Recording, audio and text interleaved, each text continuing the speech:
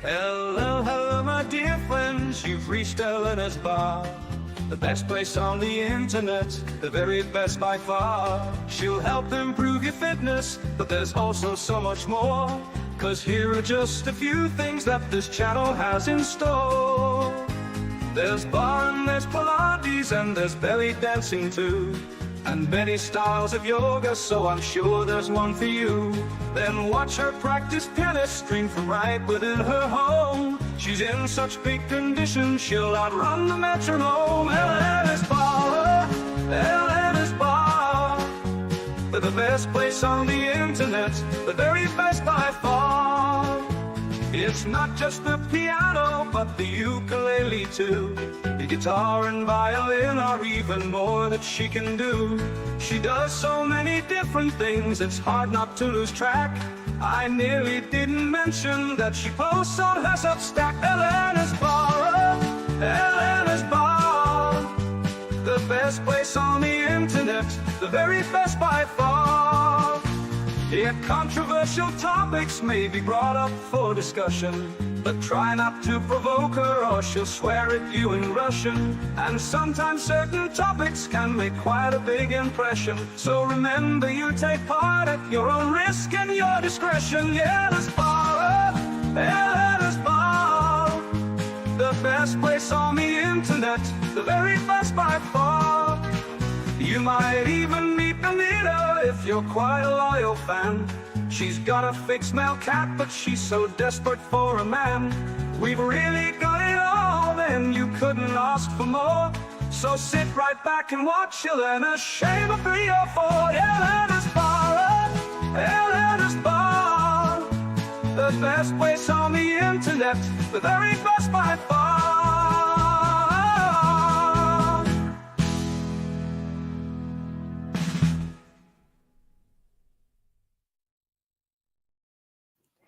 Hello, hello, my dear friends. Welcome back to Elena's Barre, low impact full body workouts. I have Steve today with me. How are you doing, Steve? I'm doing good. I guess it's just the two of us today. Yes, but guys, we are going to have a lot of fun. I prepared a presentation. This is one of the reasons why we are starting a little late, because we were checking with Steve to make sure that you guys could see the slides. And remember to tell us what you think about the topic. I know it's a controversial topic, which makes it very interesting. And well, let's dive in, okay? So I'm going to share the slides. We are going to even watch a couple of videos towards the end of the show. It's going to be a very fun show, okay? So let's do it. I suggested this topic a week ago at the end of our stream, I think. And you know what? We've heard said that women will squee when they get giddy with delight. That's as close as I've seen Elena come, because this topic is just, you know, it's right up her alley. She cares a lot about it.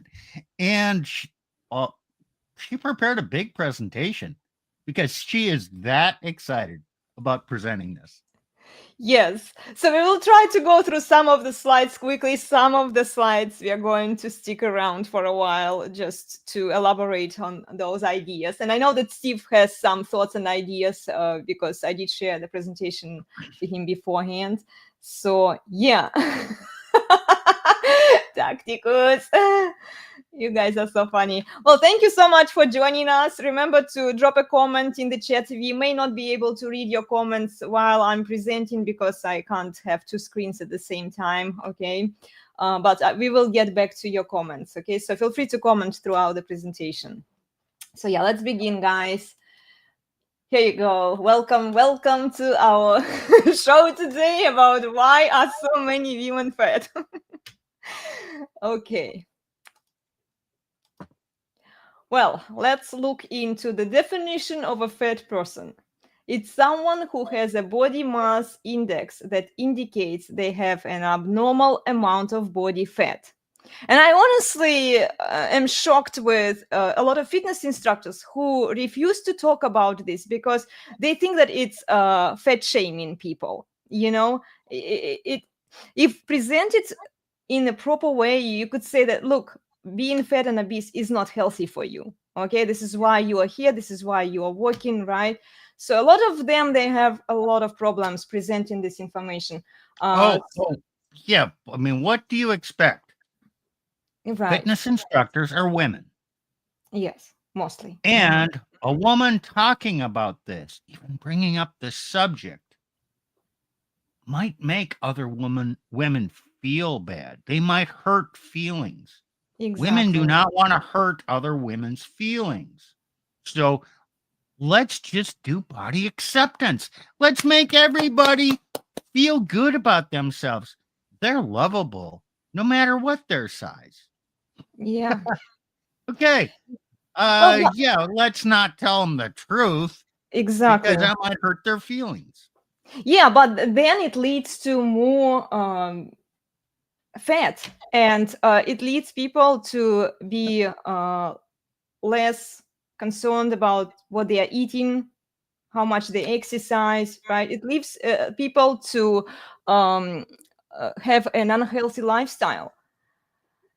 And this can cause a lot of health issues. Guys, we've talked about it before, and I highly recommend you to check some medical articles on what conditions the excessive body fat can lead you to, such as heart disease. I'm not even talking about bones and joints, because holding and bearing that much extra fat, some people conflate it with extra weight. There is a difference. The correct term is body fat. Okay, carrying that much body fat is very, very dangerous for you. It's very dangerous for your well-being. So yeah, even though it can feel right and nice at the moment, this body acceptance, it will lead you to bad outcomes eventually. Well, I see a lot of men may reach 60, 65 years old. One of the guys I work with just went for a knee replacement. Mm. He's bigger. He's a bigger, yeah. I'm sure he's got a healthy BM or a robust BMI. Well, that extra, the beer gut, whatever you want to call it, puts a lot of stress on your knees. Oh, yes, it does. It does. Huge amount. And your knees wear out prematurely. Okay, well, yes. we're seeing a lot of that. And I don't know how much we're seeing in women. I'm not really paying attention to women having knee replacements. But Oh, there are a lot. There are a lot, and they also have knee replacements for younger women, and it comes down to the extra body fat. And I've seen so many women who are overweight, and they have their knees replaced in their 20s. Like, ladies, what will you do later when you will be in your 40s? You already have your knee replaced. So yeah. Okay, health risks. Obesity is a chronic disease that can increase the risk of many health problems, including certain cancers, depression, and mood disorders, female infertility and pregnancy complications, and Alzheimer's disease and dementia. I'm just amazed by how many fitness instructors don't say this basic information to people. They are not doing their job well. Because otherwise, why would people feel incentivized to exercise and to eat healthy? Yeah. Okay. The underweight BMI is below 18.5. It's in general. We will look into another article. It's just from Google. Okay. This is what Google tells us. And then healthy weight is from 18.5 to 24.9. Overweight BMI is from 25 to 29.9. Obese is from 30 to 39.9. And severely obese is from 40 or above. So yeah, you can see that, right? Let's look into how to calculate your BMI. You can actually do it at home. I did it with the equipment that we have at the gym. We have very good equipment at the gym where I teach. I love that gym. And mine was, I think it was a few years ago that I did it. Mine was like 14. I think it was 14.5 or something. It's within good range, you know. Then, okay, here, let's look into the inches. So you basically multiply your height. It's double the height, and then you divide the weight by the height, and then you get the number. And then if you are using the imperial measurements, you have to multiply it by 703. So you can calculate and see what's your body mass index ratio. And here, these are they're reported by Disease Control and Prevention average estimates body fat percentages among men and women in the United States. Look at these age groups. Overall, 20 years old and older. Oh my goodness, 39.90% body fat. That's way above the healthy line. Then young adult women, 20 to 39 years old, it's 37.80%. It's not significantly better. These are, go back to the previous screen. I want to see this 38 to 40%. No, okay, you will see them in the next slide, actually, okay. Steve. So it's like, we're in the obese range here. We are in the obese range. Yeah, I can show you here. Okay, let's go back. Yeah, over obese, 30 to 39.9. Severely obese. Yeah, 40 or above. Okay. Yeah, that's what I wanted to know. Now go back. Okay, we will go back. Yeah, I understand you wanted to see. So this is average. Average. Yeah. Okay, look at this. It's 40%. Okay, so you average all the women, the skinny women and the fat women, and you still come up with an average that is obese, bordering on severely obese. So that means, you got some skinny women out there. But in order to counteract that, you have some women who are just the sample like when you, even if you include the skinny women into these stats, the majority of women are going to overweight, and then the average is going to be higher, you know. Well, the skinny women are in here. Yes, they are. Because it's average body age fat group. Yes.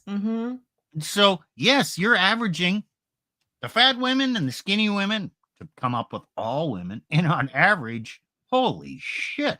Yeah, Steve, when I saw it yesterday, this is why I decided to put this presentation together, because I started reading the articles about this. I'm like, damn, I need to put it together just so that you guys can see. Ladies, watch this. If you're watching our shows, like it's not good. It's not good. And look for men. Okay, men are also, but men are 28, 26, 28. Let's check here. 28. Okay, overweight. Okay. Yeah, okay. They are within the overweight. Even, yes, there are overweight men too, but in comparison to women, and we will dig into deeper why women tend to be fatter than men, or it's easier for women to gain more fat than for men in later slides. But still, it's less than women, much less than women. And they eat, if you look at average people, how they eat, right, they don't eat very healthy. Neither of them eat particularly healthy, but women still tend to gain more fat than men. You know? So, yeah, older women from 40 to 59 years old, it's 40%, 40.50%. Severely obese. Yep. Yeah, this is the stats I wanted you to see, guys. And now here, average body fat percentage by age. Okay, so it's in more detail here. We look at kids. We look at kids 8 to 11 years old. For boys, it's going to be 28%. For women, for girls, it's going to be 31.9%, almost 32%. Here, then teenagers, right? 12 to 15, it's 25.2, but then you can see here it's 22.9. It reduces a little bit. And then for women, it increases from 32.5% from the age 12 to 15 to the age 16 to 19. Within that age bracket, it increases to 34.8%. Okay. For these under 18 categories, Mhm. who's responsible for feeding these kids? The parents. Yeah, the parents. Who specifically, traditionally, is responsible for feeding the kids? The mother. Yeah. How she cooks, how she behaves, and what she does with her weight. How many Mhm. times have you seen a fat woman with fat kids? Oh, I see them all the time. You just So, go to the yeah, grocery store. something is. How many? How often do you see a fat woman with skinny girls over the age of 12? I Doesn't haven't seen happen. them at all. I haven't seen Okay, them at all. fat women have fat kids. Yes.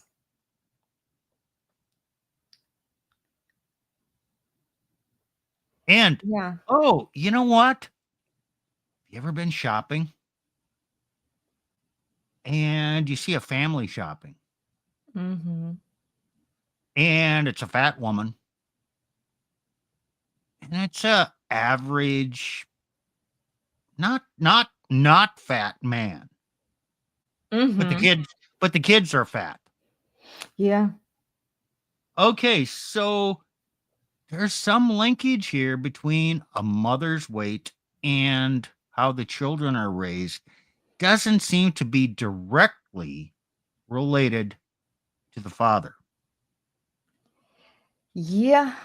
And then when I usually watch what people buy, I can't help myself, guys. I like you can see what people put in their carts, right? And you see women putting all of the crackers, snackers, all of these lazy foods, the fast foods, the unhealthy snacks and sweets and treats, candies, cookies, you name it. All of that. And the kids, if they want a candy or something, oh yeah, sure, baby, go get yourself one. Uh-huh. Saying no would hurt the kids' feelings. You don't want to hurt their feelings. That's hurting somebody. You can't do that. Even if it's done for their own benefit later. It's Yeah, still this is hurting them, yeah, but by not being willing to hurt their feelings, you are actually harming their health. exactly. And Exactly. we've talked about the difference between hurt and harm. Yep, yep. Go to the Resurgence of Sanity. I think you guys did that episode, right? Oh no, it was actually on my channel, I think. Yeah. Hurt It versus was harm. it was when we were talking about submission to a simp, about the necessity of dominance to go with submission, and Yeah. how women don't want to be hurt or Mm-hmm. hurt somebody else, but that translates to hurting their feelings. Yeah. Hurt is not a bad thing. Harm is a bad thing. And when you're unwilling to hurt, You are coming. basically you're not telling the truth. Mm-hmm. Not telling the truth because you don't want to hurt somebody will oftentimes lead to their greater harm. Yeah. Yeah. Yeah, it's sad. It's sad that so many people are unwilling to hurt others in pursuit of greater good, so that people maintain a healthier lifestyle and take care of their body, their mind, and just live longer. Yeah. Well, it comes down to high time preference, the guys that you talked about on your channel, maybe on the previous show, or when was it when you talked about, I clicked your videos about high IQ versus low IQ. I think it has something to do with it, where people are so hyper focused on their feelings and now, present moment. If I feel good now, I'm going to do it without any concern for the future. That's high time preference. Yep. I want it now. Mm-hmm. I want to satisfy and satiate myself now. I don't want to have some discipline to deprive myself now for greater in the future. That means I'm not going to save for that new car. I'm going to just go out and get a loan because I can get it now and I can make the payments. Mm-hmm. Whereas that's high time preference. Low time preference is, okay, I want that car. I'm going to start saving because I'm not going to pay through the nose for interest and be, you know what? I'm going to deny what I want now for when I can afford it in the future. Yep. That's exactly right. Okay, let's check on some comments, guys. Sorry, we got a little...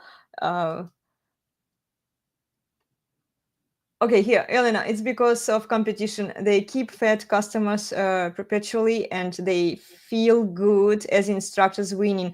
Yeah, that's so true, Tacticus. I've noticed it. They want...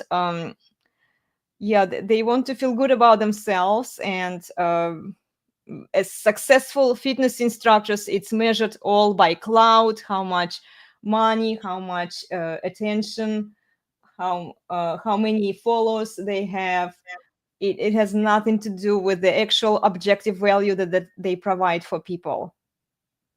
Oh yes, waist to hip ratio.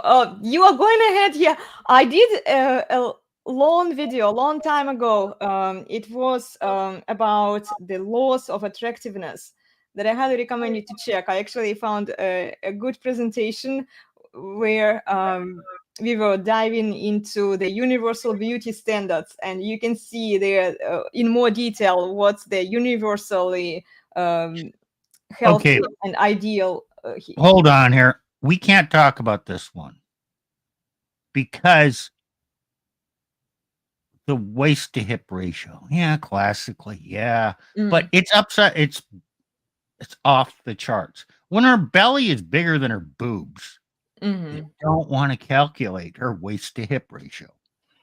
Well, true. And this is why they prefer to ignore rather than to admit the fact that, okay, I'm obese here, and maybe there are certain things that I should be doing instead. You know, instead of binging on my delusions, instead of binging on treats and candies, maybe I can watch my diet. I can start eating healthy, because remember, guys, food constitutes 85% of your well-being. Then the other 15% is exercise. If you are just exercising and eating crappy food, it's not going to help you. Okay, you need to watch your diet. They go hand in hand together. So instead, yes, Steve is right. Like they would much rather ignore what their waist to hip ratio is at the moment, rather than admitting that they have this problem, admitting that they are obese. Okay, and now what are they going to do about it? How are they going to solve it? And look, they may not ever be able to lose a lot of pounds, you know, to lose a lot of fat, but at least like maintaining and decreasing it slowly, gradually, a little bit. Yeah, it's much easier to double down on their delusions and ignore the facts. So yeah, let's get back to it, guys. We will proceed here. So what's below average? The overall average body fat percentage in the United States is about 39.9% for women and 28.1% for men. So below these amounts would technically be below average. However, most people in the United States tend to have higher body fat percentages than recommended. Okay?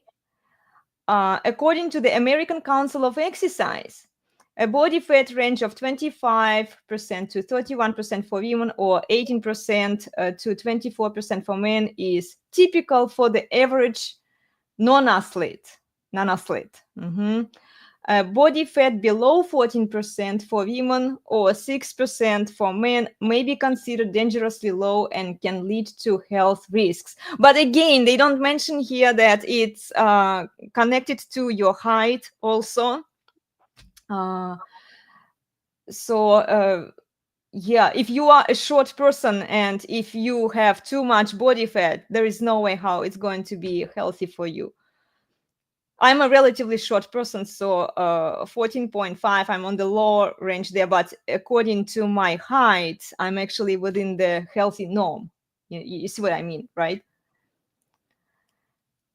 Again, what's above average? In the United States, an above average body fat would be approximately 40% or over for women, or 28% for men. Look how significantly lower, even though there are obese men out there, it's still significantly lower than for women.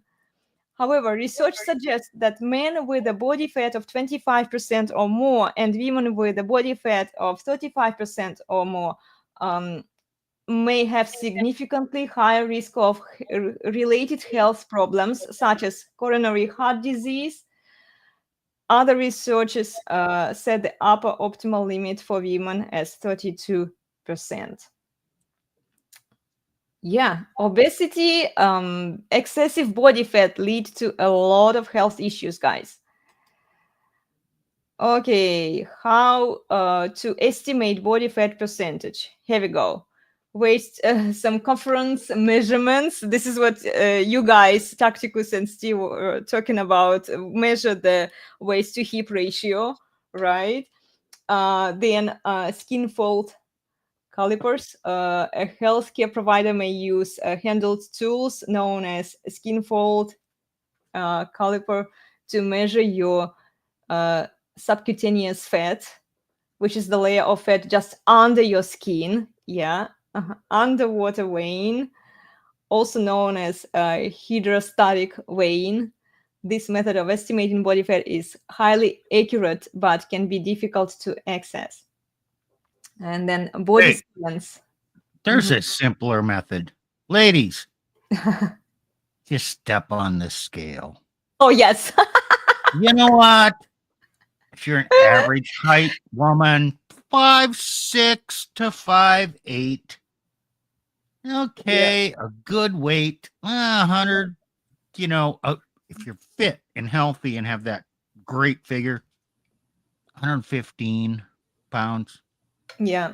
If you're average 125, 130, okay, that's still okay.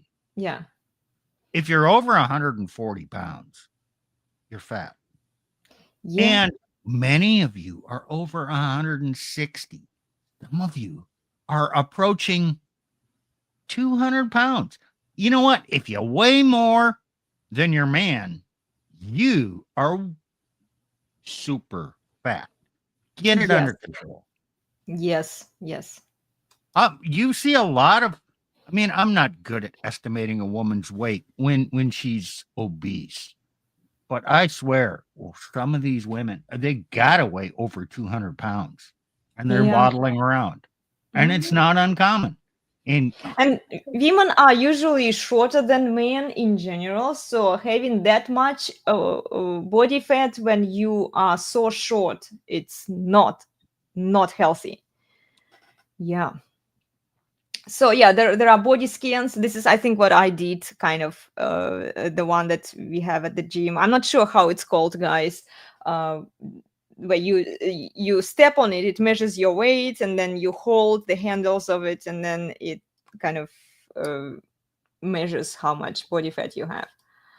Okay, then dual energy X-ray, right?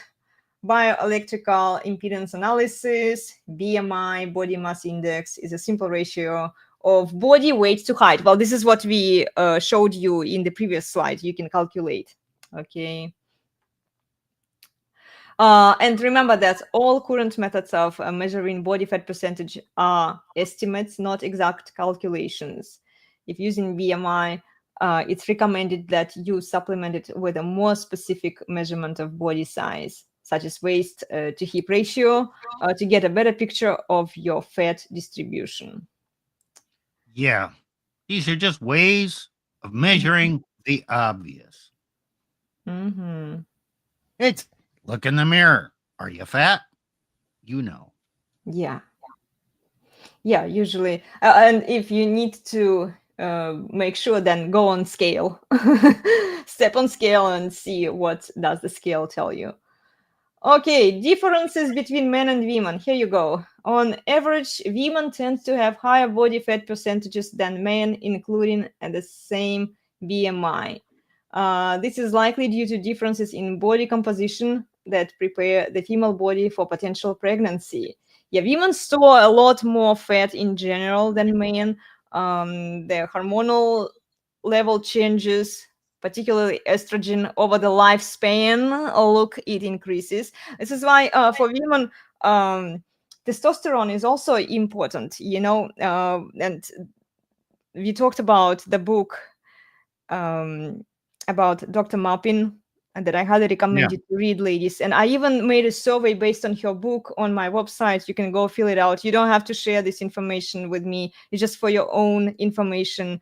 And then contact your health provider to see if you can. Well, it's simple. We know men have thicker bones, stronger bones, bigger bones.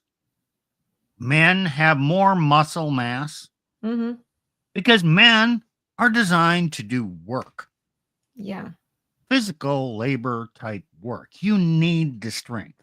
Yeah. And you need the bone structure. Women are not designed to do that. And we see that in the military, and where, we're inviting women in to jobs that have traditionally been male. They cannot do it. No matter, okay, there might be 1 in 1,000 women that can.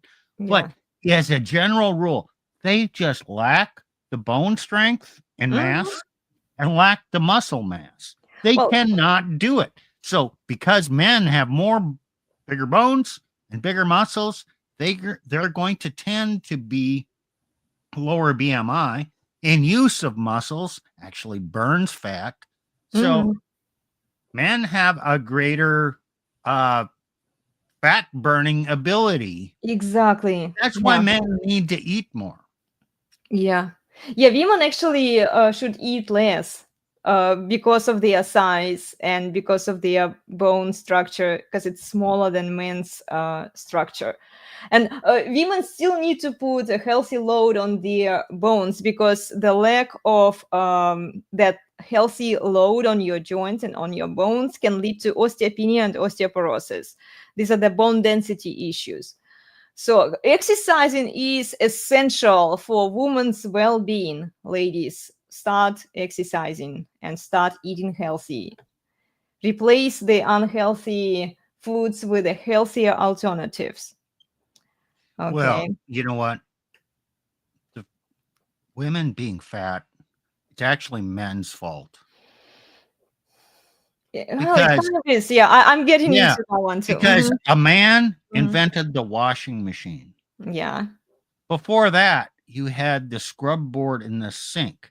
And you had to actually scrub the floor. You didn't have this automatic machine that you just put them in. And you had to heat the water on the stove and lift the water up and wait for it and cut the wood to heat up the water and bring it to the sink and, go out, get water and then scrub your clothes and then go out and hang them up on the line.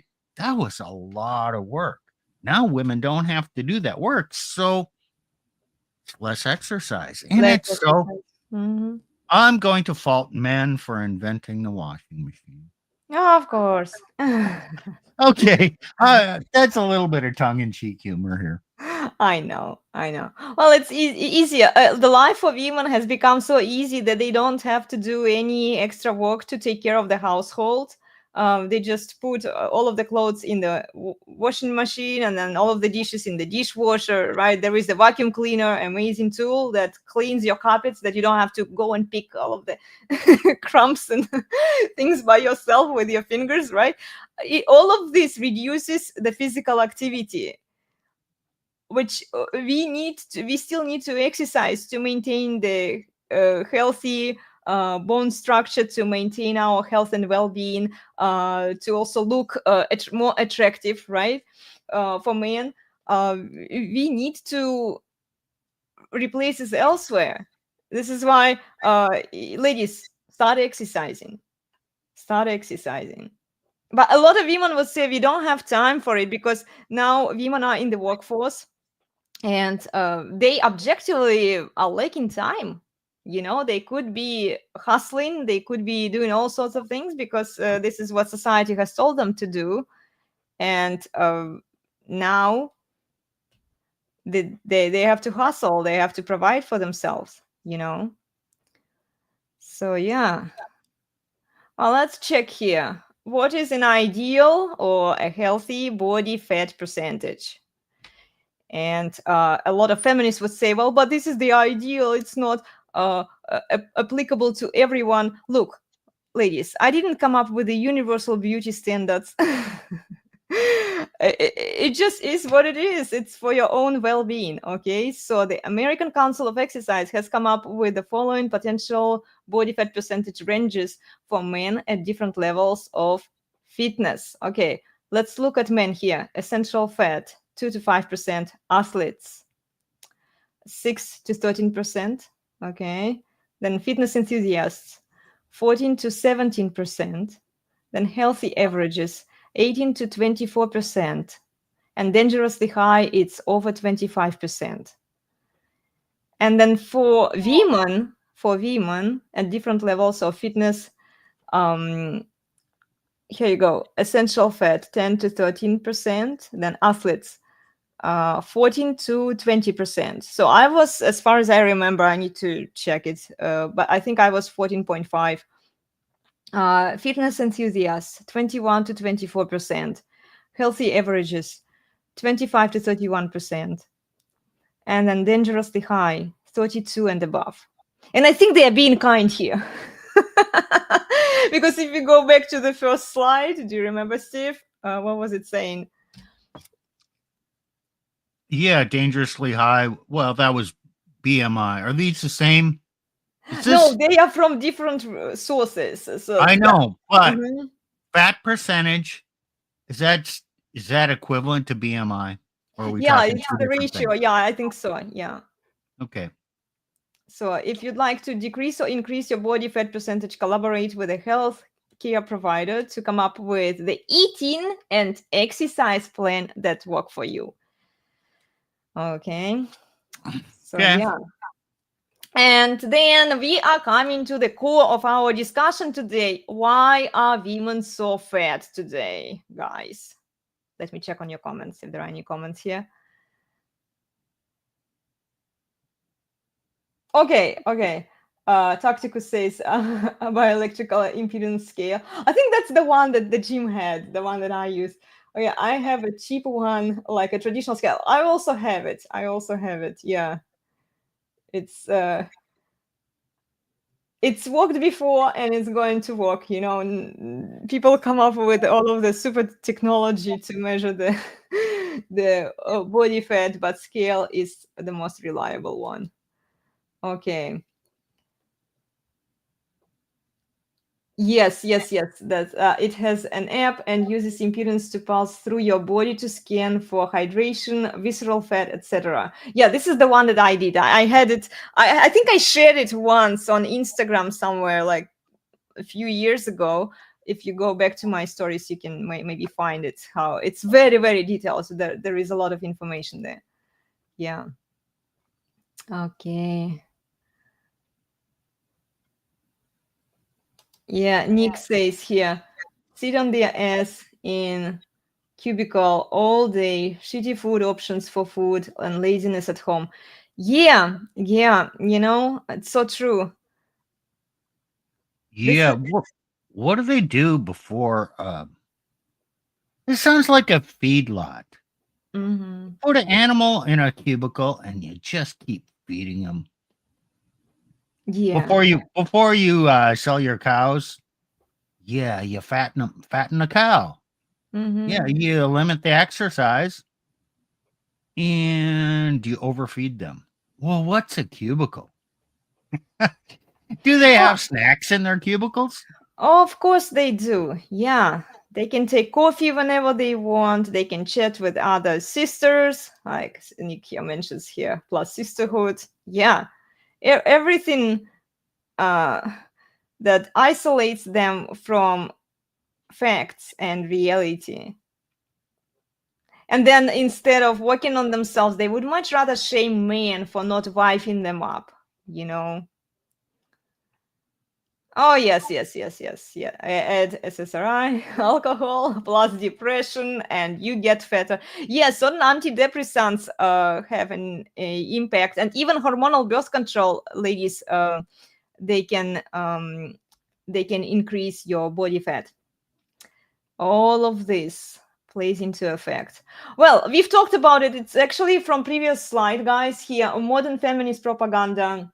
Men are bad, men are evil, this evil patriarchy, right? Remove patriarchy. Let's just love us unconditionally. You can't place any standards, any expectations on us. We are perfect the way we are. And then we see it all over social media, guys. I didn't come up with it. Here, you are loved, you are light. Imagine to say it to a fat girl. This is where I think a lot of content creators, they don't realize, maybe they are doing it on purpose, okay? But I think they don't realize who is consuming that kind of content. If a fat woman is watching that specific message that they are sending to her, she will be like, oh, I'm still good, you know, I'm light because I'm being told that I'm light, sorry, not light. Like I'm valued because you know, everyone around me tells me that I'm valued, I'm needed, I'm amazing, I'm beautiful. Everyone tells me that. You know what's missing from this list? What? You are fat. Yes. Oh, Steve, but that would contradict everything here on this list, you know? Yeah, I agree. Instead of telling women the truth, no, we want women to be fat. We want women to be lazy, and I mean, our society, that is pushing it, right? We want women to be in the workforce so that they don't pay attention to reality. They don't pay attention to the facts. Okay, we will feed them these delusions. We will feed them all of this feminist crap, so that they keep hustling and keep being strong and independent women. And then when their lives fall apart a few decades later, right, or a decade later, oh, okay, well, men, let's shame men for not wifing you up. How dare men are. Mm-hmm.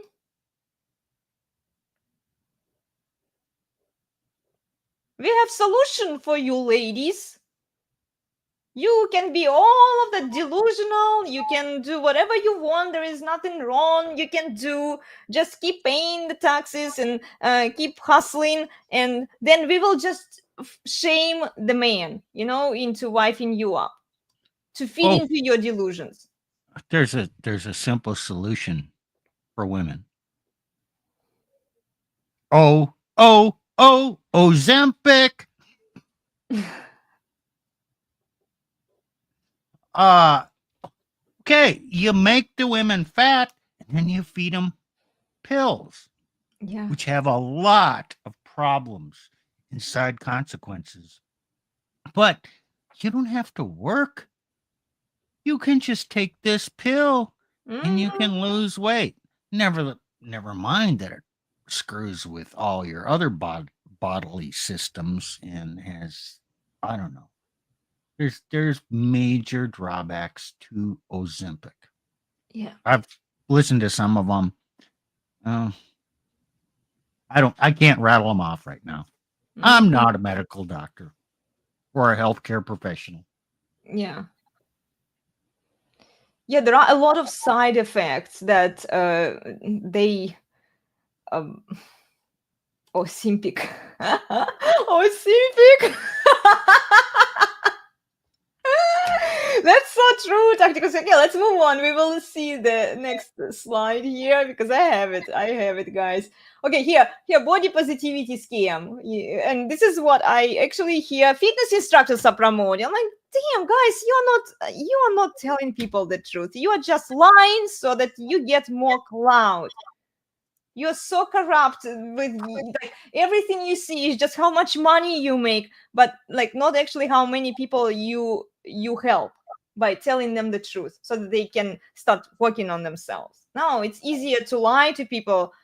Yeah, this is what really drives me mad here. Okay, the body positivity movement is a social and cultural movement that promotes the acceptance and celebration of all body types, regardless of size, shape, gender, or physical abilities. It challenges societal norms and beauty standards, advocating for a more inclusive and diverse representation of bodies in media, fashion, and other aspects of society. How many fat models do you see promoting swimming suits, guys?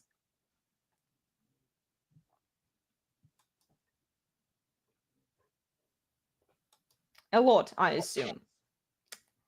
Okay, history and origins. The roots of the body positivity movement can be traced back to the fat rights movement of the 1960s. Oh, isn't it when feminist propaganda really boosted? Okay, activists such as Bill Fabre and Lou Lodebeck challenged the stigma and discrimination faced by people with larger bodies. Oh my goodness, poor victims out there. So unhealthy, but they are so poor. In the 1990s, feminists and queer activists further expanded the movement to include a wider range of body types and identities.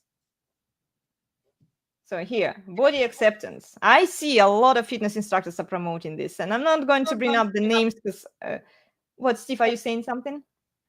No. No? Okay. Here, embracing and appreciating one's body as it is. So, like, okay, you tell to a fat woman, look, you are perfect. You are enough. Just love yourself the way you are. Do you really think, in the back of your mind, do you really think she will want to exercise? She will want to eat healthy? Isn't the message the same to fat people as it is to women who divorce? Oh, you go, girl. Oh, yes, you're justified. Yes, we support you in your decision to get rid of that guy. Yeah, you're justified. It's not your fault. Same. It's kind of the same theme Yeah. that society tells. And look, overweight people. it sets limitation. It's like limited mindset here without striving for unattainable beauty standards. Like, look how they set the okay, you are fat, therefore you shouldn't be trying to strive for unattainable beauty standards. Look how they phrase it.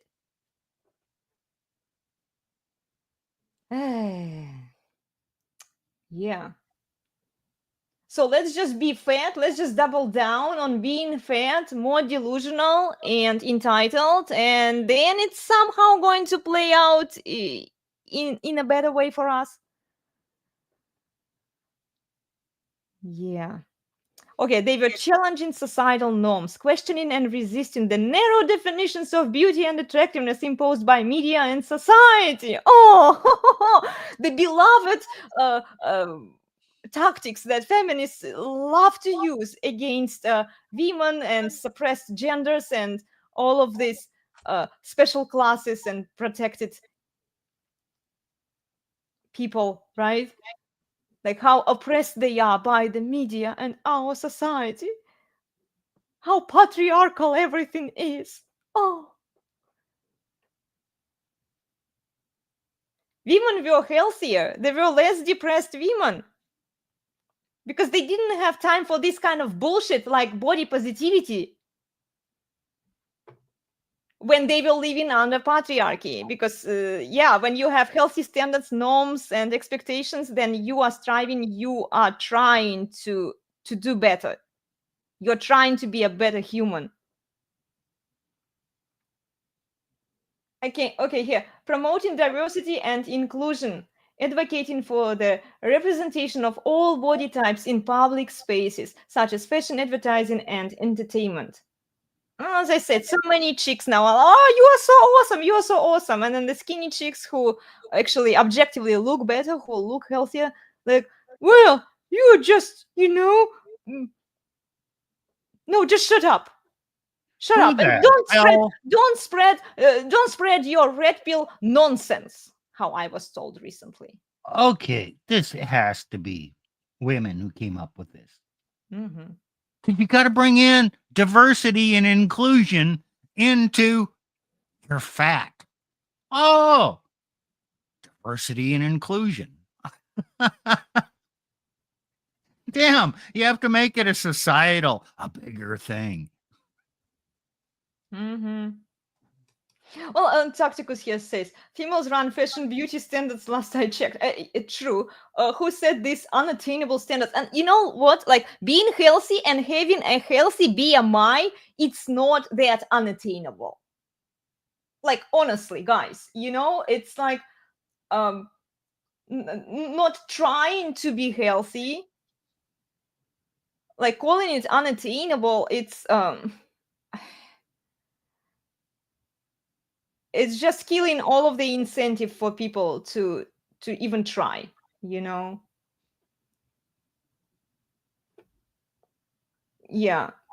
Last I checked, men set reasonable standards for women.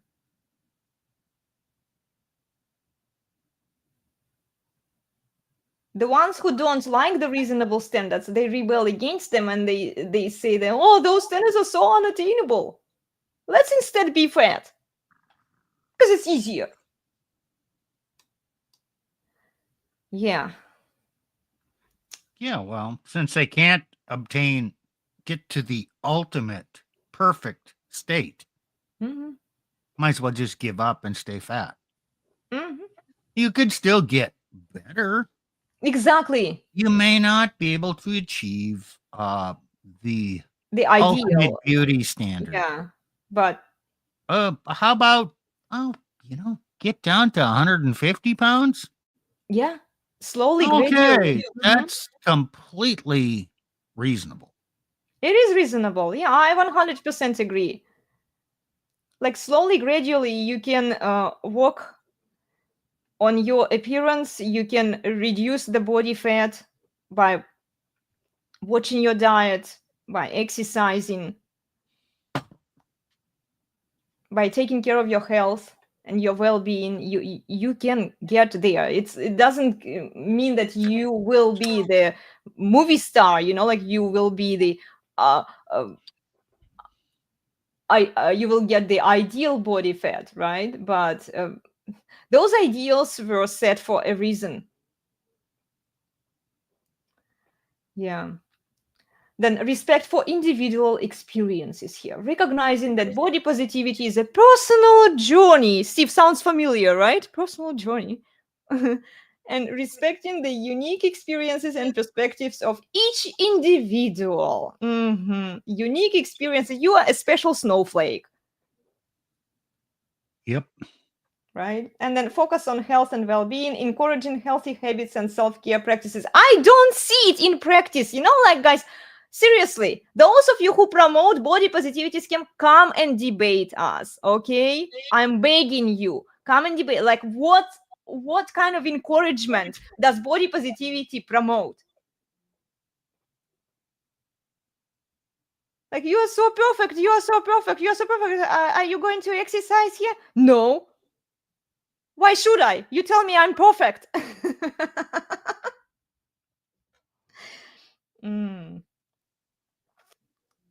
Yeah, while emphasizing that body size is not a determinant factor of health. Oh! Is it? You can be healthy at any size. Yeah, right. Basically.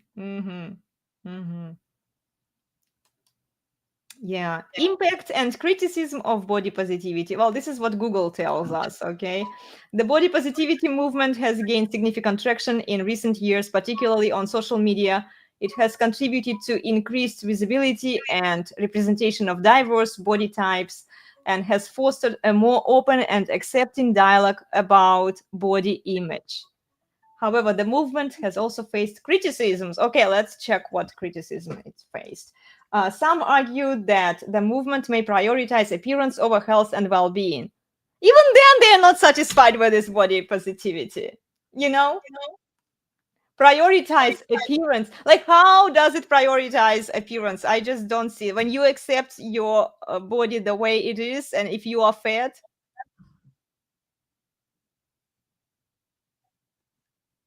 it prioritizes appearance. It's like self-contradicting there, you know? Okay, lack of intersectionality. Critics point out that the movement may not adequately address the experiences of marginalized groups such as people of color and disabled individuals. Of course. No matter how much they get, they are always going to whine about something. Okay, commodifications of bodies. Concerns exist that the movement may be exploited by commercial interests promoting unrealistic body. Like so far, I've seen. Okay, if they call the insanely obese woman unrealistic body, I mean,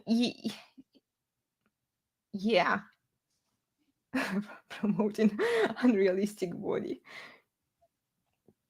Yeah. The most important factor that they've missed, it encourages people, I edited it with Red Sea here, it encourages people to ignore objective facts about health and well-being and dive in deeper into their delusions, causing more people to be unhealthy. This is the main criticism for body positivity.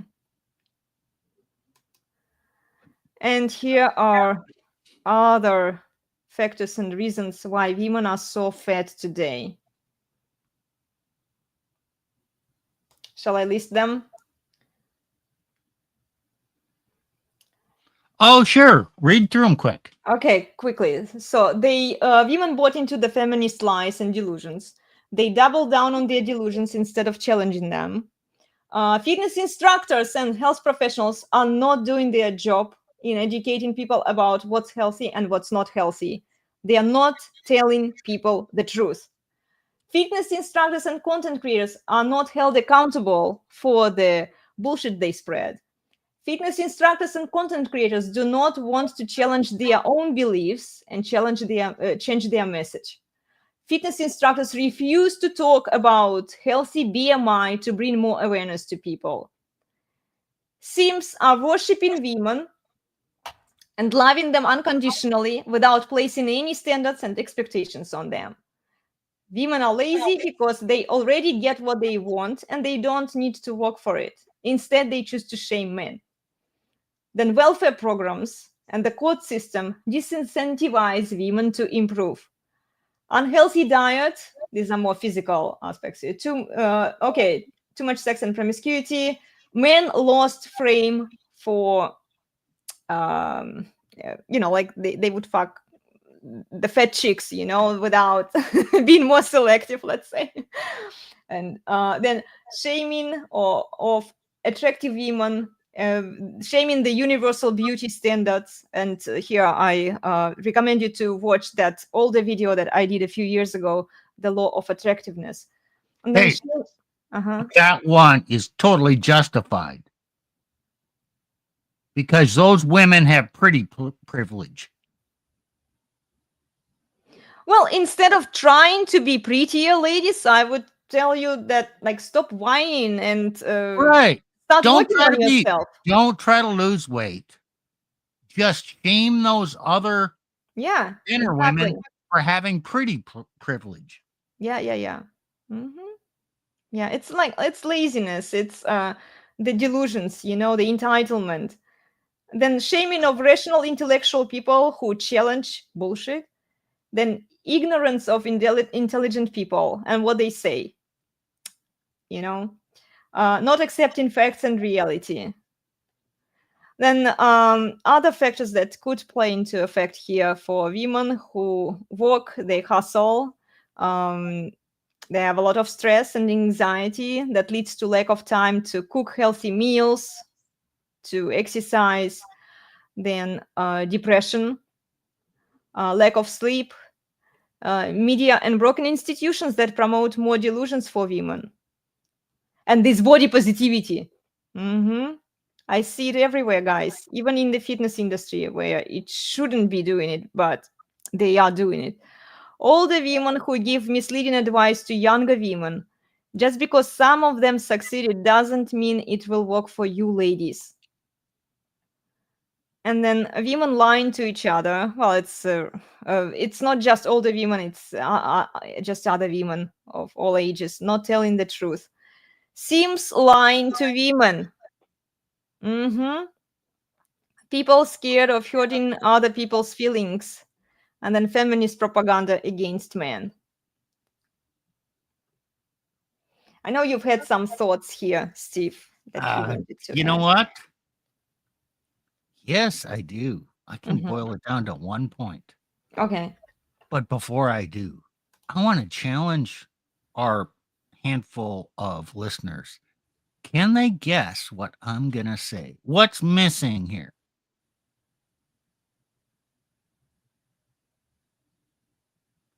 So let's give them a couple minutes. Mm-hmm. The Oh, hint is it's something been talking about. Yeah, might be known for this. If you know me, you can probably figure it out. is it related to GPS? Yeah, kind of. What causes GPS? Golden pussy syndrome. What causes women entitlement? It's basically rights without duties. Mm-hmm. What causes this?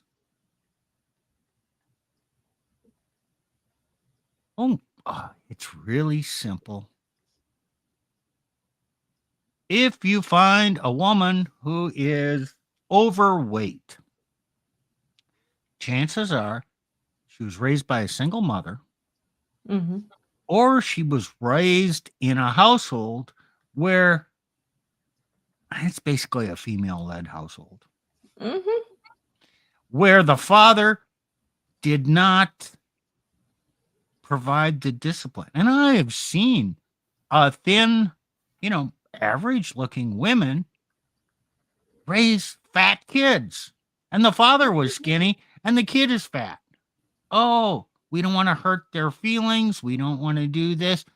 Oh, you can't, she's ruling the roost. So here is back to the same thing I've said before.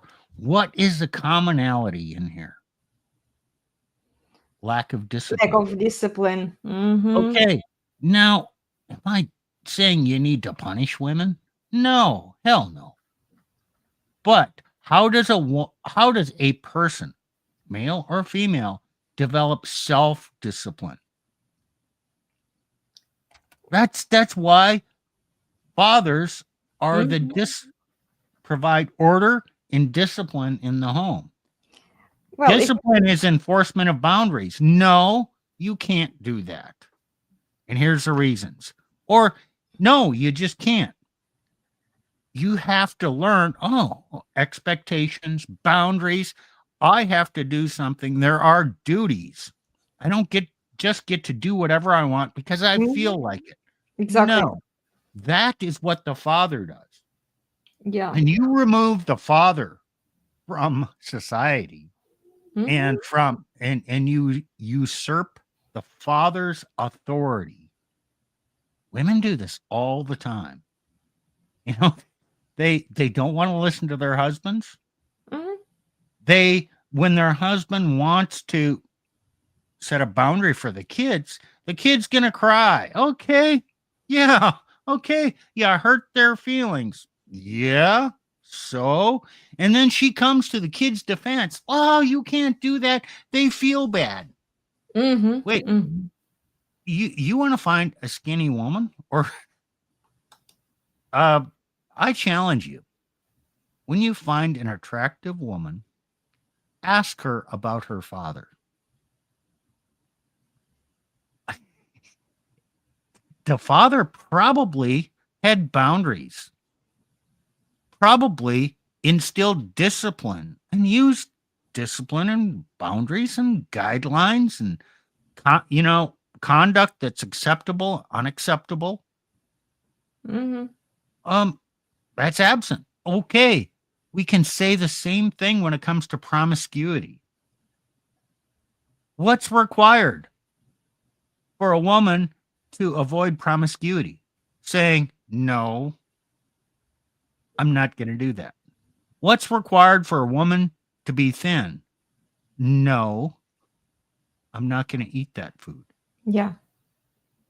What's required? No, I'm not going to sit on my ass. I'm not afraid to do work. I'm going to go out and get some exercise, or I'm going to actually go get a job. I'm going to do things. I'm going to be active. It's self-denial. Mhm. It does not come naturally. More men can pick up on this more so than females. So a boy can kind of learn it on his own, Mhm. not all the time, and it shouldn't be that way. And he'll do much better with the father. But women, young girls, raised by mothers without the discipline and boundaries enforced by a strong father who's also protecting them, looking out not for their current feelings, their overall well-being. It's the lack of fathers causes women to be fat today. Yes. Go back and look at a picture of a beach scene from the 60s or the 70s. I've seen Mhm. a few. You look out, whoa, where the You hell know, are the fat women? we've been They're not watching. there. So we- all this bullshit. Well, it's just my genetics. Bullshit. yeah, It's it's not your genetics. What it means, a woman is fat because she lacks self-discipline. Why doesn't she exercise? Because she lacks self-discipline to do the hard thing. yeah. So you can preach all day long about how women need to exercise and control their food. That's you're saying you should practice self-discipline. They have no ability to do that. Yeah. And they're not being told. In addition to that, okay, Steve, I understand that most of them are being raised without fathers. They are, or if the father is there, he will probably simp for them, simp for the mother, and oh, my princess, and never set standards and expectations on them. Um, so yeah, but it's still the health professional's job to bring the truth to people and tell them, you know what, like you It, you are it's lacking here. it's their job to enforce the truth, Yes. tell the truth, Yes. but they cannot instill self-discipline Oh into no, I'm anybody. not talking about that. Yeah, that one is up to the person, and it's also up to their upbringing, how they were raised, and yeah, Yeah, you can't and change that. with the vast amount of single mothers and the divorce rate, things are really not going to get any better. Hmm. So why are women fat today? Well, it's kind of due to entitled women. They're entitled to their happiness. They're entitled to their Hmm. divorce. They're entitled to raise their children however they see fit and not hurt the feelings of their children. Yeah. It's because no one is willing to. There's a lack of authority. Hmm. And women are really obsessed with not hurting someone's feelings, Yeah. anyone else's feelings. Oh, they'll hurt a man's feelings, but they won't hurt other women's feelings or children's feelings.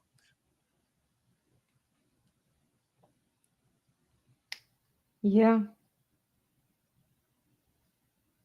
So true.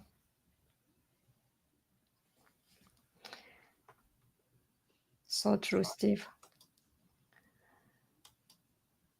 Well, here are some examples of body positivity for you guys. I'm sure you can find all sorts of examples out there on social media. You don't even have to try.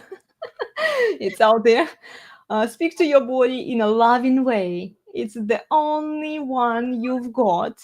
It's your home and it deserves your respect. Mm-hmm. Okay, this one is not actually too bad. Okay, I was growing up. Oh, don't hurt your. But This is pressure pretty from bad. society. Okay, here, pressures from society caused her to believe that she had to look a certain way in order to become a model. Oh, Okay, of course, hold yes. on. Speak to your body in a loving way. Don't tell your body the truth because it might hurt your body's feelings. Nailed it, yes. Yeah. See how they take everything personally, right? You can't tell them even you can't even guide them into like you look what you're doing is unhealthy. They're like, oh, you are hurting me. And love, what is love? I think you guys, you've talked about it on the Resurgence of Sanity YouTube channel, and also here on my channel. I think we've talked about love. Love without correction, it's not love. So they redefined the definition of love to soothe their feelings, to soothe their emotions.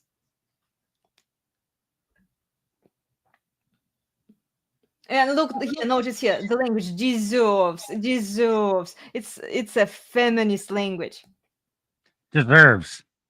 Mhm. Similar to entitlement. Entitled, yes, it's entitled to be happy. Just say instead of deserve, guys. Every time you hear a woman says deserve, just replace it with entitled. Okay. Yeah. Well, let's look into this one. 8 steps to improve body image. Yeah. Don't focus on what you see on the internet or TV. Focus on the things you love about yourself, Steve.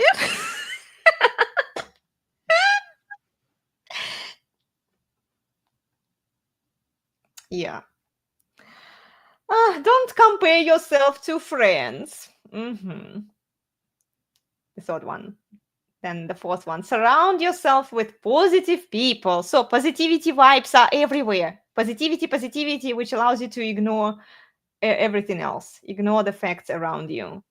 Because those people who look, we by telling people the truth, we are deemed negative people. Okay, so we should be ignored.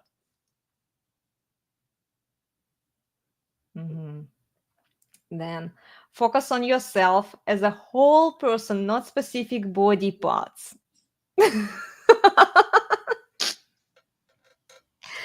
Okay.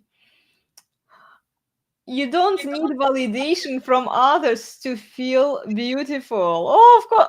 Okay. Here, you don't need validation from others to feel beautiful. And yet we see so many women are seeking that external validation on social media. Ladies, cloud chasers, the fitness instructors who are chasing cloud, like, look, you don't need the validation from others. You don't need the simp army. Just fucking do your job and tell people the truth, will you?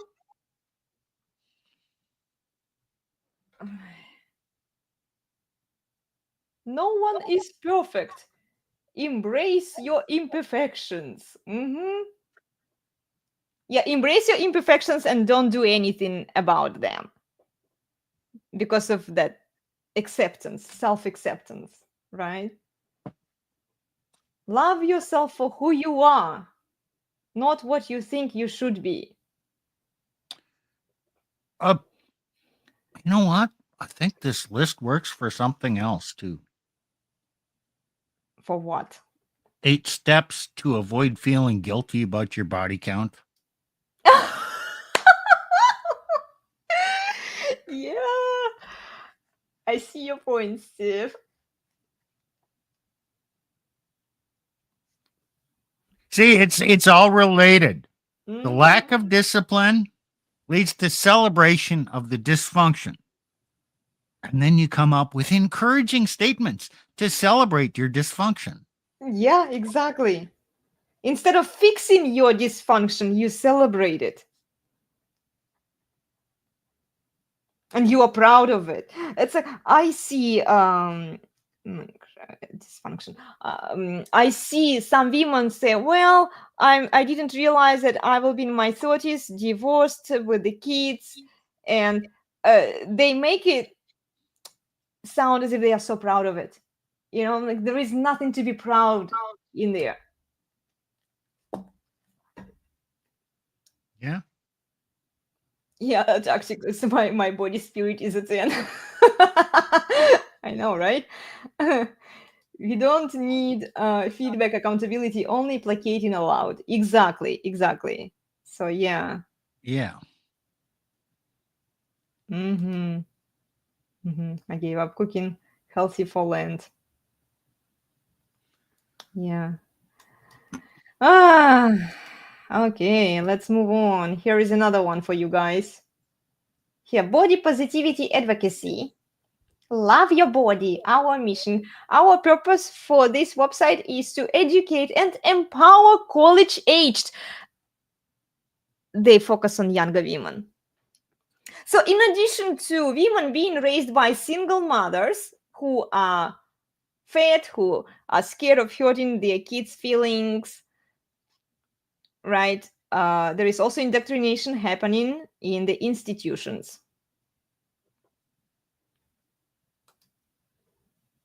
Why is it that women use the phrase journey, Yeah. empower, Mm-hmm. find yourself? Men never need to encourage, empower young men. Yeah, right.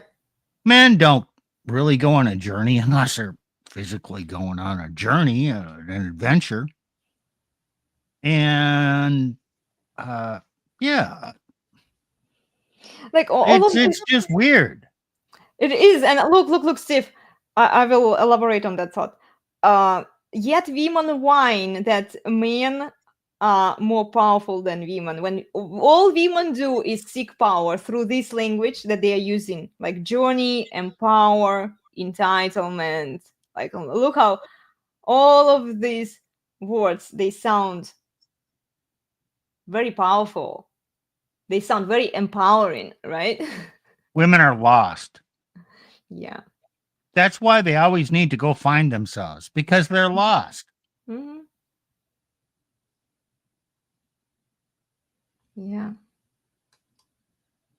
And here, what do fitness instructors do instead? This is just one example. I shared a story. It's from Yoga Practice Daily. You can go check what they post there.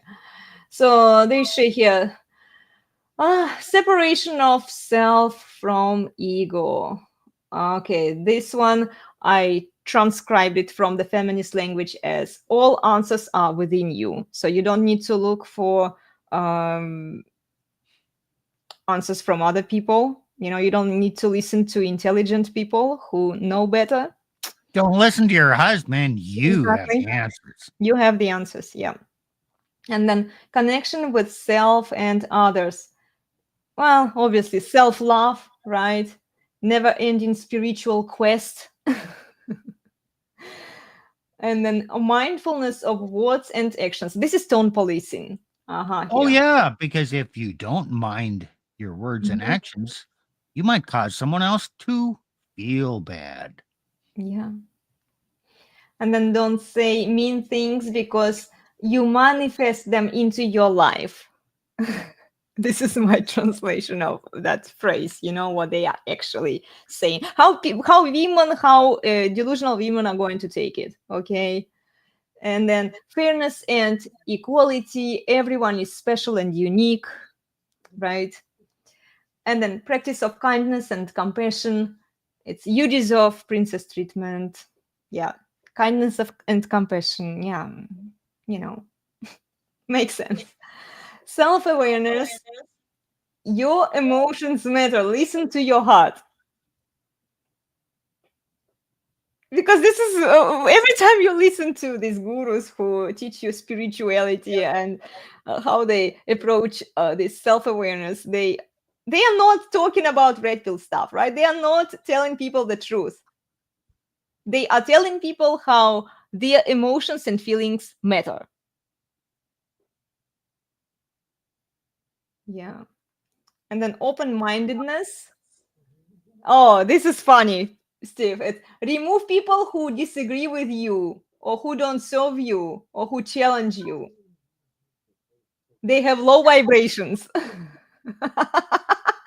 This is what they mean by open-mindedness. How they are redefining a lot of these words. It's fascinating. Oops, hold on here. Sorry. Okay, non-attachment, non-greed. If you don't get what you want from him, it's time to replace him. It's time to leave him. Don't get attached. Sure. Right? You Makes can sense see to this. me. You can see these guys. Okay, and that's pretty much the end of it. But here I have a few videos to show to you guys. Yeah, this is narcissistic grooming 101. And then we are wondering why so many people have the cluster B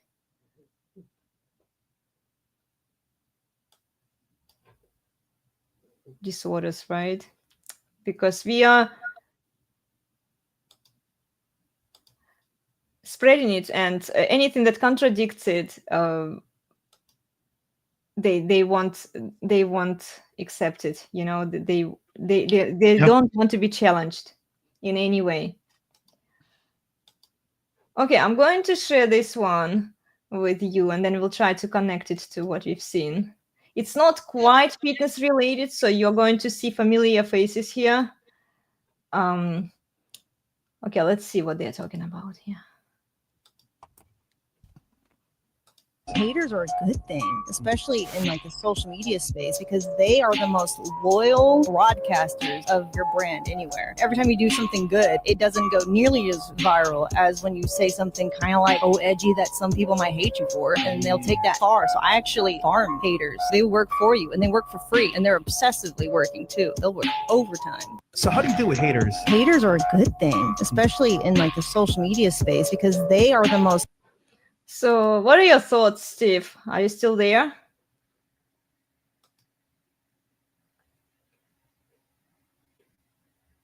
Is he still there? Well, I am, but I stepped away for a minute. Okay. Did you hear what she was saying? Yeah. So what do you think about it? I don't know. It sounds like a lot of excuses. Excuses for what?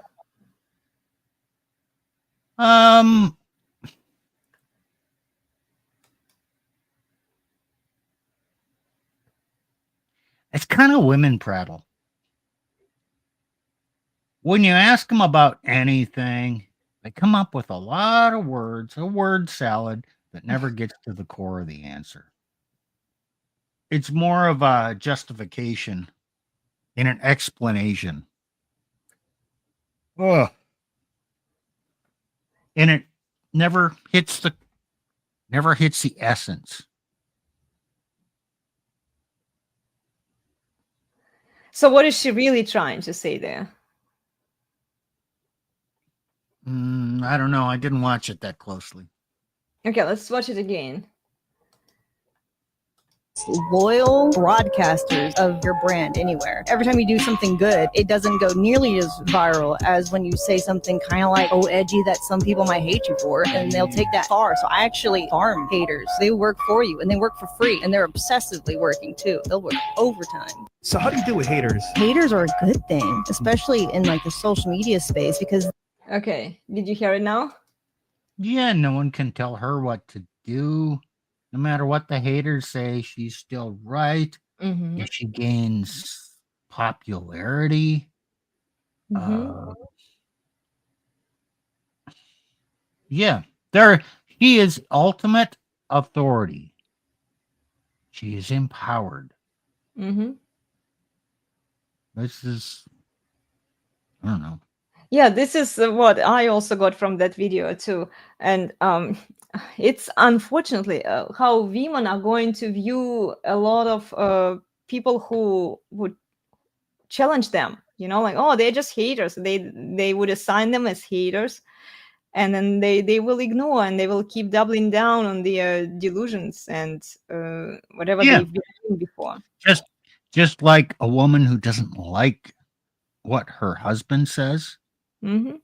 will just declare him a hater, abusive, whatever, and then he will rebel and file for divorce because he's not telling her what she wants to hear.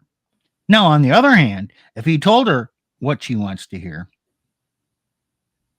then she would lose respect for him, and he's a weak man, which would also justify her divorcing him because he is the boss, ultimate boss of herself, and can do whatever she wants according to however she feels. Again, it sounds to me like a lack of self-discipline. Mm-hmm. And self-discipline, women are often victims of their own emotions. Mm-hmm. It gets emotional, and that she cannot control her emotions mostly. And some women absolutely cannot. And unless she's trained or guided by a father into, don't always listen to your emotions. They might be telling you the wrong thing. Yeah. If your emotions, if you're upset, oh man, that bowl of ice cream would make you feel better. Therefore, I just want. So you again, do what you want. And if anybody shames you for eating that bowl of ice cream, you know what? They're just wrong. Don't listen to your haters. Exactly. But yet she loves the haters because, well, she says she loves them because they bring her more clout and more attention. Okay, so Toxicus here says she enjoys the utility of upsetting people and loves the control indirectly. It fuels her to be more provocative. Mm-hmm. Yeah.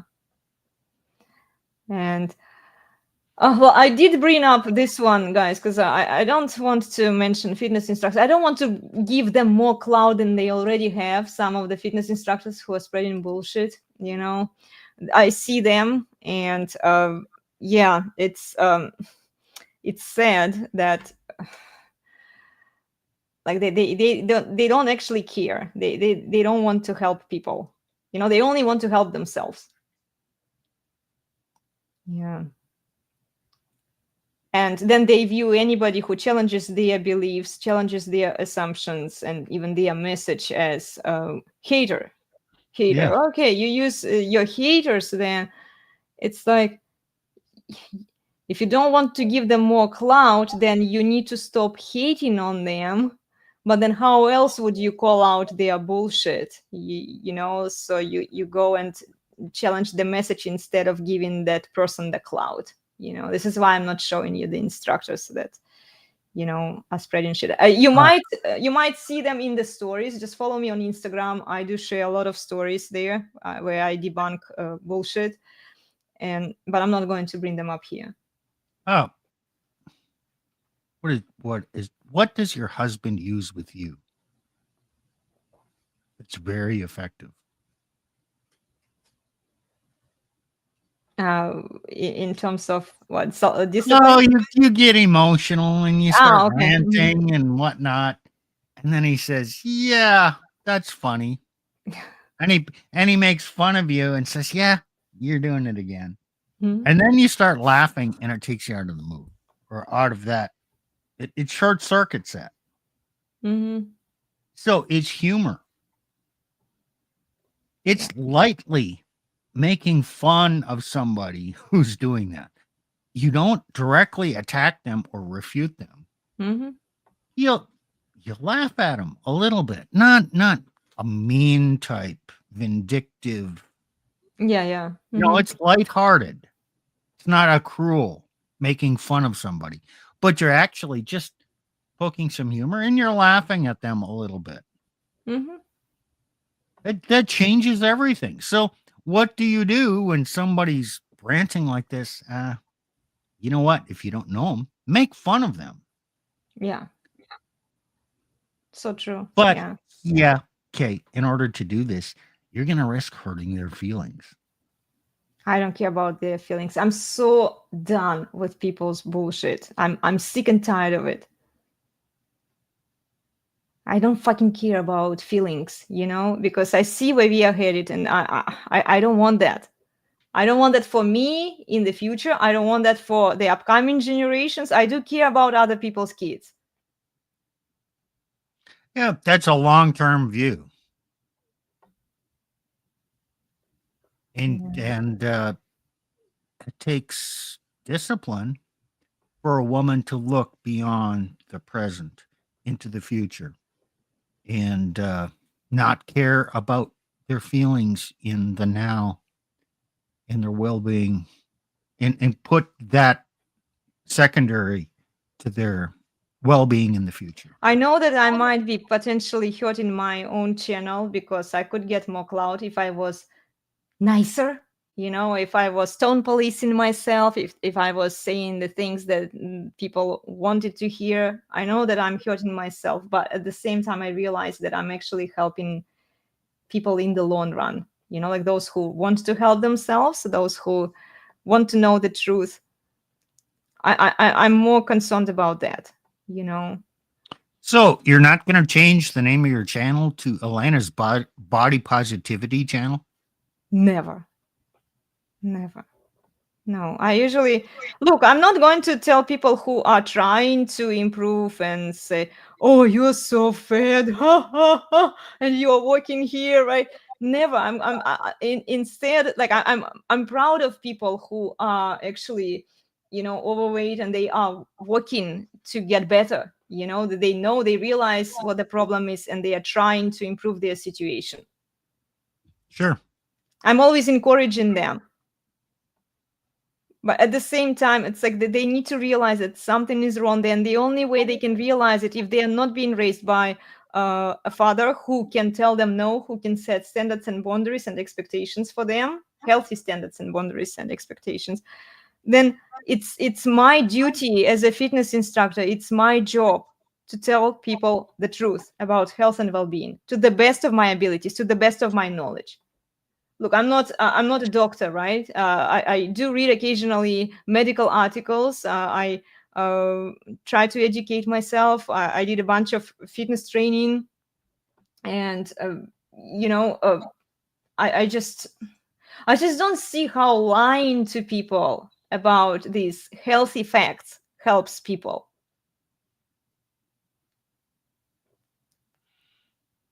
Yeah, it doesn't bring me a lot of money to tell them the truth, but you know what? I have peace within me by telling people the truth, that I know that they have the best information out there. I've shared with them. Whether they want to admit it and accept it, it's up to them. But at least I did my job, I shared it with them. Well, let me add some insight here. Elena talks about her father. He's not a perfect man, but he's a good man. She talks respectfully about him with love and understanding And yeah, her parents are divorced, so he's got a lot of that crap, baggage, whatever you want to call it. But she talks with respect about her father, and she's thin. So let's flip this around, guys. When you're going to look for a good woman, just look for a thin woman because she probably understands self-discipline. It probably came from a better relationship in showing respect for her father. So not only do you get a woman who is more attractive, Mhm. if she can respect her father, she will respect you. Yeah, that's so true. Now, okay, now let me refine this further. He's an 8, 9, or 10 and attractive, thin. Yeah, she's got that sense of entitlement. But if she's a 6 or a 7 in body in general, above average, but she doesn't have that entitlement Yeah. of her beauty that gave her life handed to her on the silver platter. She doesn't have the fat woman mentality, entitlement. You Yes. go to a overweight 5 or 6, they got that same entitlement mentality as the 8, 9, or 10. Yeah, that's so true. That's so true, So Steve. Mhm. it's just my theory Yeah. that find a relatively fit 6 or 7, and you might be surprised that also, well, it should increase your chances of finding the qualities in the woman that you want. What do you Mhm. think, Elena? I 100% agree with that. I agree with that.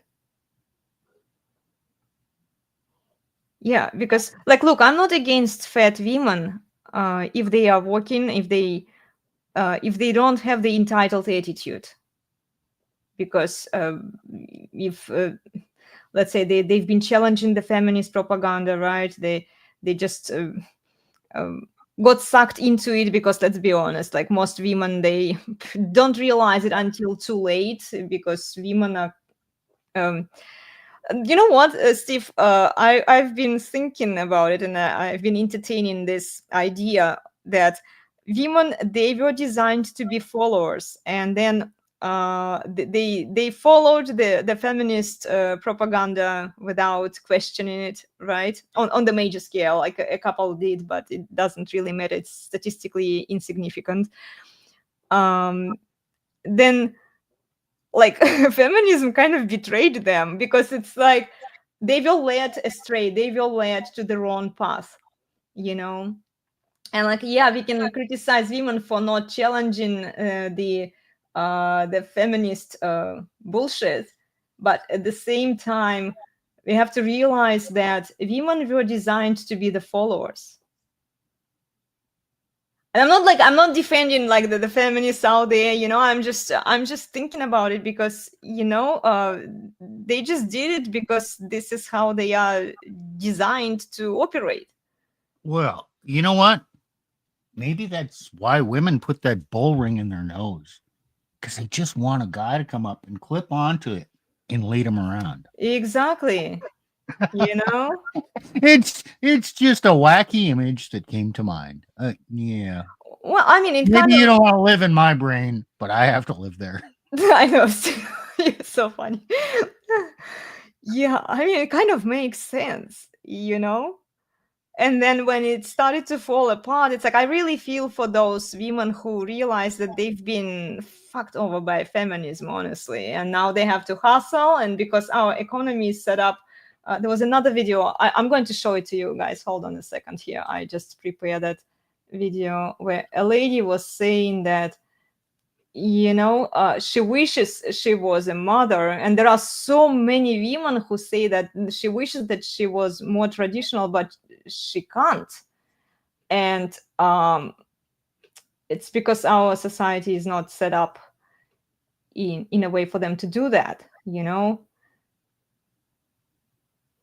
Yep. Like what in this case, I'm trying to find the video, guys. Sorry, I'm scrolling through all of my bullshit folder here. In this case, like what are they willing to give up? Because this comes at a cost where we women, we have to realize that, like we've been doomed, we've been led astray, and our own nature was kind of used against us in that case, in the case of the feminist propaganda. What a rare idea for a woman to have. That what you want and achieve comes at a cost. Yeah. That's contrary to the laws of entitlement.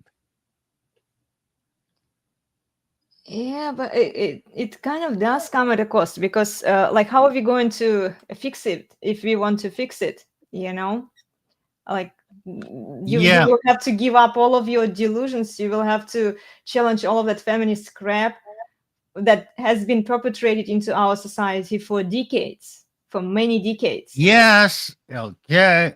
I'm going out on a limb here. It's impossible for a woman to fix it. It's impossible for women to fix it. Elena said women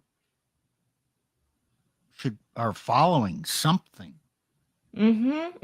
So if they're followers, they're not going to be able to implement and lead themselves to the solution. Yeah, well, they can help. You know Maybe what? they can. You know what? Maybe they can like vote for fewer Sims and just like like maybe there are things that they can do. Yeah, like unfortunately, or maybe fortunately, or realistically, maybe the best place for a woman is under the authority of a father or a husband. Exactly. And gee, all these women, overweight women, taking SSRIs and box wine and cats, maybe that's not the best outcome for women. Maybe they could do better or even be happier if they were, and I'll say it, submitted to the authority of a man. You mean if they were less delusional, less entitled, and viewed men within their objective sexual market value as valuable, and if they appreciated those men? One man can only manage one woman. That's true. Yeah. And only while she's self-disciplined enough to not rebel against him. This is my theory on how things should be. Now, if you disagree with me, that's fine. Don't care. I think if you want to debate me, okay, I'm game for that. That could be fun. Yeah, guys, please tell us if you want to debate. Reach out, send an email to elenasby@gmail.com or DM me on Instagram. We would love to add more controversy and a fun discussion. We don't take it personally, okay? Yeah, just come prepared, do your homework, and bring up good arguments so that we can have a good conversation.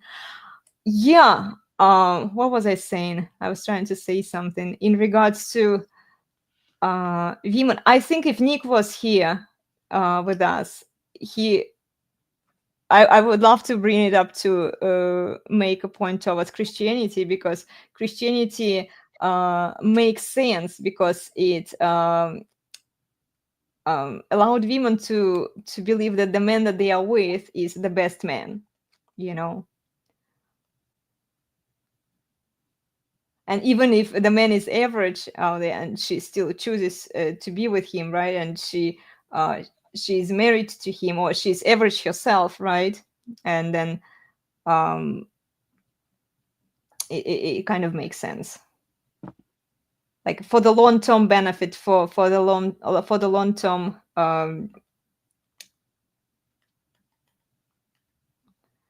relationship. Well, she would be better off with one man, even if Okay. even if he's an average man. Do you want to go into that with Nick? Yeah, I think we will do the continuation to this live stream. Okay. I'm just throwing it there, and we can. Okay, I have a suggestion for the title. Okay, go ahead. Do women need discipline?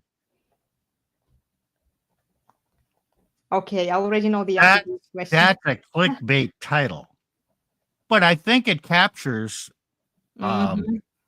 where where this is kind of going, and having Nick here, and then we can take that wherever it goes. I mean, it's a scary title. I love it. Great. I love it. Yeah, because you know what, people are gonna think we're gonna go in scary places, but often the truth is found when you actually tackle some of these scandalous areas of discussion. Because if women need discipline, actually not promoting women to be empowered.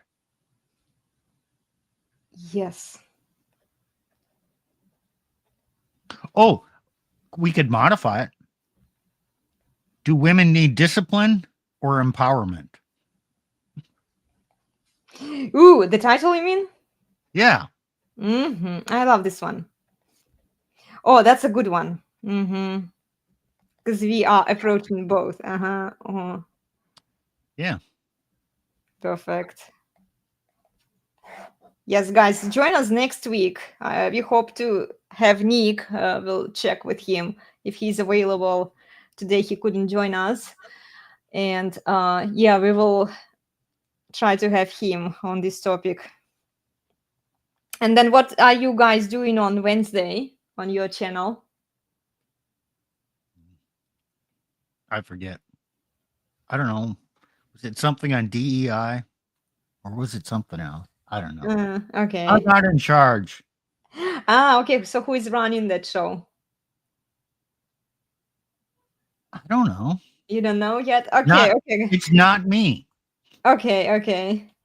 Well, Nick is not, looks like he's not in the comments anymore. Go check out the Resurgence of Sanity YouTube channel, guys. I'm going to share with you the schedule of their live streams. It's going to be a great topic. They always make amazing content for you guys. Here you go. Let me just share the schedule. Yeah, it's up there at the top. You don't have to share anything. Just look at the top of our screen. Oh, right. On Wednesdays at 5:45 p.m. Pacific. I just wanted to share the picture of you guys. Oh. I'm having trouble. Hey, you don't need to see our pictures. I know. Oh, here you go. I found it. Here you go. Look at this. Attractive masculine man. Oh. Okay, here you go. Join them on Wednesday. I'll try to be there. I might come late because I'm teaching a class, and I'll join as soon as I can.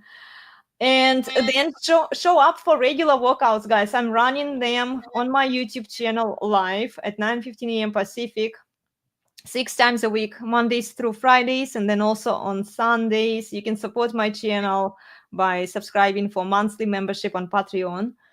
And then also I'm going to run my piano practice on Sunday. So if you want to say hi, that would be awesome. I appreciate your feedback.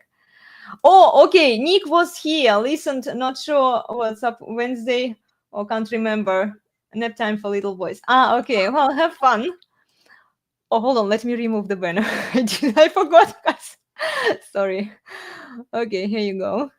Cool. So yeah, show up on Wednesday at 5:45 p.m. on the Resurgence of Sanity, and you guys are going to have fun, I'm sure. And yeah, it's a highlight. Well, it's the second highlight of my week. Obviously, I don't want to hurt Elena's feelings. So her show on Saturdays is the highlight of my week. Our show with you guys is second. I don't want to hurt her feelings. Oh, Steve, you are so thoughtful. Thank you so much. Yeah, guys, thank you. Thank you for those of you who did show up and participate in this live stream. We appreciate you. Thank you, Tacticus. Okay. Great stream. Appreciate the information. Taught me divorce is subtly in body positivity doctrine. Mind blown. Hey, Yeah. thanks. Mhm. Thanks for the compliment. Yeah. Yeah, Steve always comes up with good ideas, guys. Well, anyway, if you enjoyed the live stream, remember to please like, share, and subscribe. Go subscribe to the Resurgence of Sanity YouTube channel as well. And we'll see you all next week. Okay, take care, everyone. Thanks for watching. Bye. But Elena's Barre, Elena's Barre, the best place on the internet, the very best by far.